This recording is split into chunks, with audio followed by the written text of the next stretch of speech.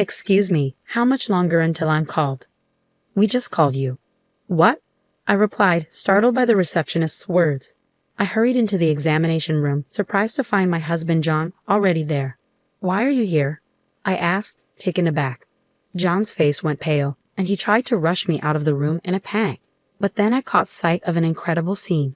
My name is Christy Thomas, and I'm 27 years old. I grew up as the eldest of two sisters and now work in corporate office management. 3 years ago, I married John, and we now share a home. We met in college, worked at the same part-time job, dated for 4 years, and got married. Even today, we maintain a relationship where we can talk about anything just like close friends. I'm currently 7 weeks pregnant. John and I wanted a child right after we got married, but it took us 2 years of fertility treatment before our dream finally became a reality. When I visited the OB-GYN alone, the gestational sac, our baby's growing space, was already visible. The ultrasound photo even showed the tiny fetus. I haven't yet told John about the pregnancy because I wanted to surprise him.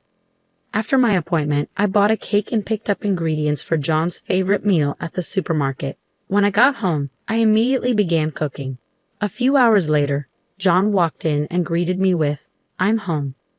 His eyes widened when he saw the table set with his favorite beef stew. Wow, what's the special occasion? Everything looks amazing. I thought we should have a celebration today, I said. A party? What's the occasion?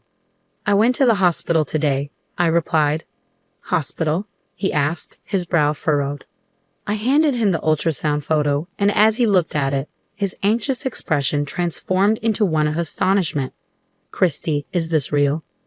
Yes, John, I said, beaming. We're going to be parents. John's face lit up with joy. We are. We really are. Yes, our baby is finally on the way, I confirmed, tears of happiness welling up in my eyes. Everything looks great, and our baby is growing steadily. John embraced me, his own eyes filled with tears. Thank you, he said over and over, a grateful smile on his face. Since that day, John has taken on more household chores to help me out. We used to share the work, but now he handles tasks like cleaning the bathroom because he doesn't want me exposed to potential hazards. He's also been managing the heavier grocery shopping, picking up large bags of rice and water. But that's not all. He's been making my prenatal appointments for me, keeping track of my schedule and setting them up online since I'm not as comfortable with internet scheduling. I've been dealing with mild morning sickness, but it hasn't been severe enough to keep me from working.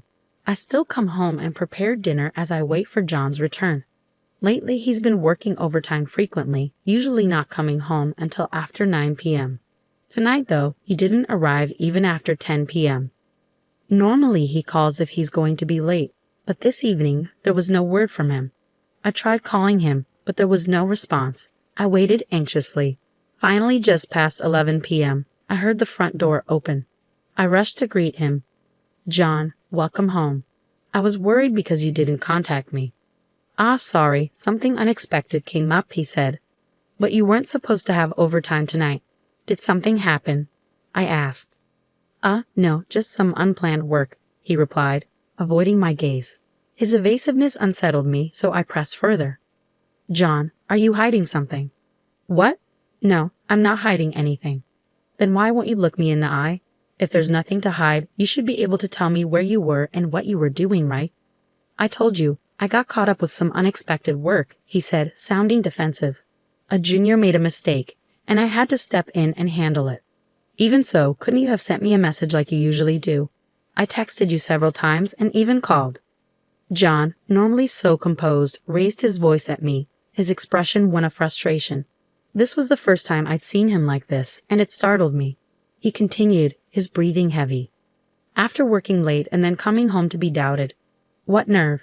Is it entertaining for you to make a fool out of me? John, what are you talking about? I'm not making a fool out of you. I'm just asking why you were late. I told you it was because of overtime. What more do you want? John snapped. It's not about what I want or don't want. You didn't let me know you were going to be late, as you usually do. It felt strange. Enough. You're being so stubborn. Is it because of your pregnancy that you're imagining things? He shot back. What? I replied, shocked by his accusation. Listen, Christy, when you give birth, you won't be able to work. So who do you think will support us? Me, right? John continued, his tone dismissive. If you want me to provide for us, stop interfering with my work. He left abruptly, tossing his suit jacket aside and heading straight for the bathroom. After his bath, he shut himself in our bedroom. I stared at the untouched dinner I had prepared, an overwhelming mix of emotions washing over me. Why would he say such hurtful things? All I did was express concern that something felt off, yet he called it delusional. From that day on, John treated me coldly. It became a regular occurrence for him to come home in the early hours of the morning, while his usual 9 p.m. arrivals grew rare. Amid all this uncertainty, my pregnancy progressed. John, who had once been a helpful and supportive partner, now did no household chores, leaving everything to me.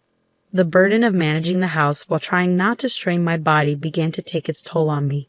Eventually, the pressure of handling everything alone became too much to bear. I called my younger sister Karen. Hey, Karen. Hey, sis. It's been a while. What's going on? I had a bit of a disagreement with John. Really? You two are just like the saying, the more you argue, the better you get along, aren't you? My sister Karen is 3 years younger than me and works in the fashion industry. We've always been incredibly close and have been described as two peas in a pod.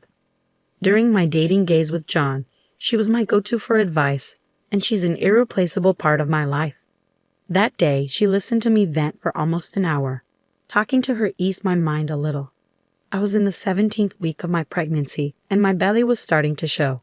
Feeling stable and healthy, I returned to work as usual after my lunch break. But just as I was about to begin my afternoon tasks, something unexpected happened.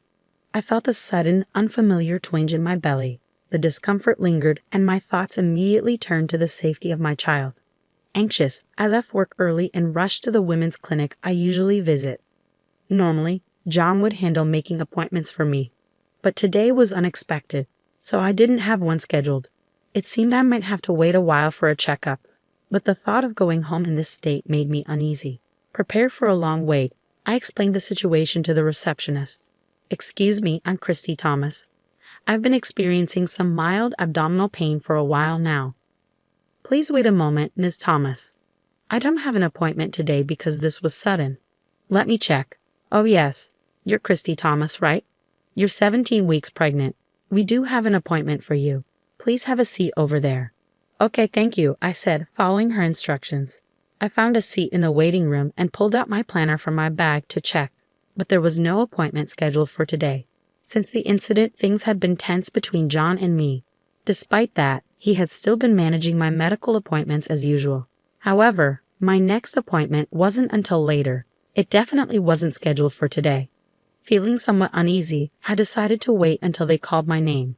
An hour passed, and I was hit by another stomachache. I stood up and headed to the restroom. Yet, even after returning, my turn still hadn't come. For a busy clinic, I should have been called by now. Could it be that there was no appointment scheduled for me after all? I approached a different staff member at the reception desk. Excuse me, do you know how much longer it will be until I'm called? May I have your name, please? The staff member asked. It's Christy Thomas, I replied. I've been waiting for over an hour. Thomas. The staff member paused. Oh, is there a problem? I asked, feeling a knot of anxiety forming in my stomach. Well, you were called just now, the staff member said. What? I should have been called into consultation room number 3. I thanked the staff member and quickly made my way to consultation room number 3. A sign on the door indicated it was occupied. Confused, I knocked on the door. A nurse opened it and asked, Can I help you? I'm Christy Thomas. I had to use the restroom earlier, and Christy Thomas? The receptionist's voice echoed from inside the room. I had already been called, but the sign on the door said, in consultation, so I assumed someone else had entered. Wait, you're Christy Thomas? The nurse asked, looking puzzled. But there's already someone in the room with that name. What? I exclaimed. Nothing about the situation made sense. Determined to find out what was going on, I pushed past the nurse and entered the examination room. What I saw next was beyond belief. My husband, John, was standing there. Why are you here? I asked, shocked. John immediately began speaking in a flustered manner. Christy, What are you doing here? That was going to be my question. Why are you here? I retorted. Well, he stammered. Did you make this appointment under my name? Why? Just leave for now, John said, trying to push me out of the room. Given the bizarre situation, I couldn't back down. Explain this to me, John. Why are you here right now? I'll explain later, he pleaded. Just go for now. No, I want an explanation now. I can't just walk away from this, I insisted. As I argued with John, the doctor, who had apparently just returned from an internal exam, came back looking puzzled. Wait, Christy, the doctor said, his eyes widening in confusion. What are you doing here? I just got here, I replied. Then who did I just examine? The doctor asked. As the doctor spoke, the door to the examination room opened and my sister Karen emerged. Karen? I gasped, stunned. I was utterly bewildered by what was happening. Why was Karen here? Oh well, Karen stammered. Her hesitation only fueled my growing frustration. Why is the appointment under my name, and why did you just leave the examination room? The doctor, who had been observing the scene, stepped in. Mrs. Thomas, I apologize for the mix-up. She was wearing a mask, so I couldn't tell, but I thought it was strange when the baby seemed too small for 17 weeks of pregnancy. It was no wonder the doctor had mistaken Karen for me. We looked so much alike, and the mask made it even harder to tell us apart. Doctor, the woman you just examined is my sister, and the man over there is my husband, I explained. What? So you mean the father of the baby I just examined is? The doctor's sharp gaze shifted to John, whose face had gone pale. In that moment, I finally pieced everything together. John, Karen, I need an explanation from the beginning. Whether they had resigned themselves to the situation or not, they slowly began to speak. According to them, they had been in a relationship for about a year. While I was struggling to conceive and undergoing fertility treatment, they said they succumbed to temptation. When my pregnancy was confirmed, they were initially happy for me. But shortly after, Karen's pregnancy was also confirmed. Karen asked John to accompany her to the hospital because she was nervous. In his typical carelessness, John mistakenly booked the appointment under my name. He realized the mix-up just before they arrived at the hospital and, panicking, pretended to have forgotten the insurance card and completed the check-in under my account. While I was in the restroom, there was a shift change at the front desk. Karen must have seized the opportunity to slip into the examination room without crossing paths with me. Initially, the doctor didn't realize it was Karen since she was wearing a mask. However, during the examination, it became evident that she wasn't me. As the doctor puzzled over this, I arrived at the examination room. After regaining my composure, I underwent my own checkup. The abdominal pain was diagnosed as transient, and there were no issues with my baby. I gathered my husband and sister and headed straight for our parents' house. I also contacted John's parents and asked them to join us. Once everyone was assembled, I explained the entire situation. Of course, you're going to take responsibility, right? I asked, directing my question at my husband. Responsibility? Of course I will continue to be with you, Christy, he replied. Huh? What are you talking about? We're obviously getting a divorce, I interjected. But you just mentioned responsibility, he countered. The responsibility I'm talking about is alimony. I'm going to make sure you both pay for what you've done, I declared, feeling a surge of anger. What? Wait a minute. I never intended to get a divorce, my husband protested. His words ignited fury in my sister, who was standing nearby. You said you loved me more. Was that all a lie? Karen grabbed my husband's collar, and they began to argue. Their loud quarrel pushed my anger to its peak. I splashed the tea from the table onto both of them, raising my voice to get their attention. Enough is enough. I'm divorcing John and cutting ties with Karen. You two just need to pay the alimony without argument. Wait, Christy, I love you. John tried to intervene. Christy, I'm your sister. Don't talk about alimony, Karen protested. Both of you stop. You're only saying what suits you. How far do you plan to humiliate me? I'll collect the alimony by any means necessary, even if it means sending you two to hell. If you understand, get out of my sight, you scoundrels. At my outburst, they both fell to their knees, pleading for forgiveness. Please forgive me, Christy, John begged. I also beg you, Karen added. But it was too late. Their actions were unforgivable. and I had no intention of pardoning them. After that, my husband and I divorced as expected. I blocked Karen's contact information and severed all ties with them. They were disowned by their families and forced to fend for themselves. John's affair became known at his workplace, and he faced cold stares from his colleagues. Unable to endure the hostile atmosphere, he started skipping work without notice and was eventually fired. Karen, suffering from severe morning sickness, had already quit her job.